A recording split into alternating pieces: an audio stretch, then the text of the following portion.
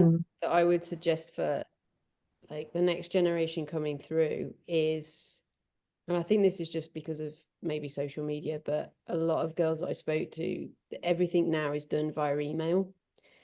Mhm. And I think there's a massive communication issue. I don't know whether, I think it's a generation that are just so used to their phone. And again, it's not everyone, but on construction sites, there's this massive problem with not picking up the phone or not going and speaking to someone in person. And messages can get mixed up massively via, text message or whatever.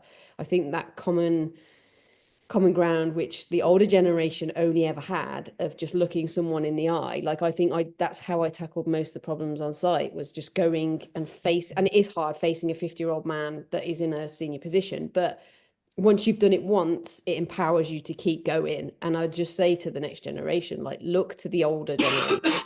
because they knew what they were doing. And that old lady that spoke, freely, she's kind of freeing herself to push things forward. And I think I would just say that to younger generation. If I speak to, I had apprentices with me before I finished, and I was just like, just tackle it head on. And I know it's hard and it's daunting and it's not everyone's personality, but um, let's try not to get stuck in the world of email.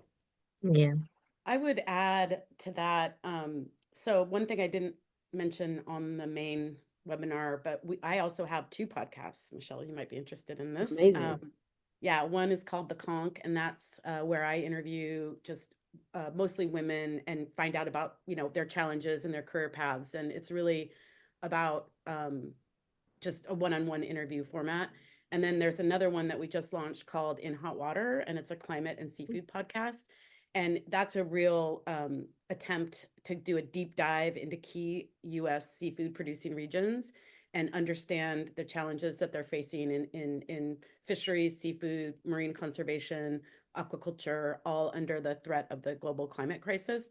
But that is three generations hitting the road and learning, but also learning from each other. And so I'm Gen X, and then there's a millennial, and then there's a Gen Z, which is my colleague Cameron. And I've learned so much from Cameron about Gen Z, and especially around gender.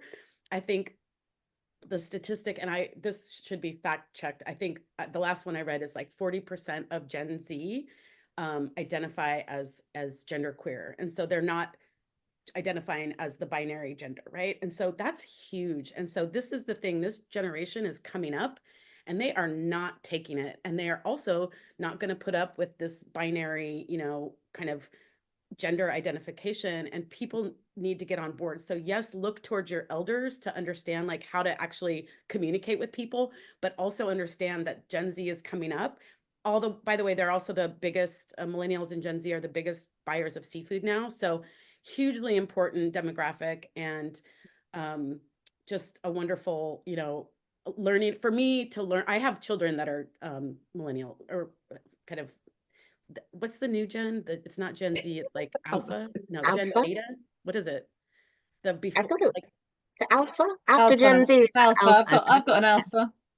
yeah. And so just always learning. And I think, again, it's being open to learning from everybody. They're not right always, but it doesn't matter because they're going through these things that we went through, 40 years ago or whatever, in my case. Yeah, I hold a huge amount of excitement for what Gen Z are bringing as they're entering the workplace, and I'm Yeah. just really excited to see how things change permanently.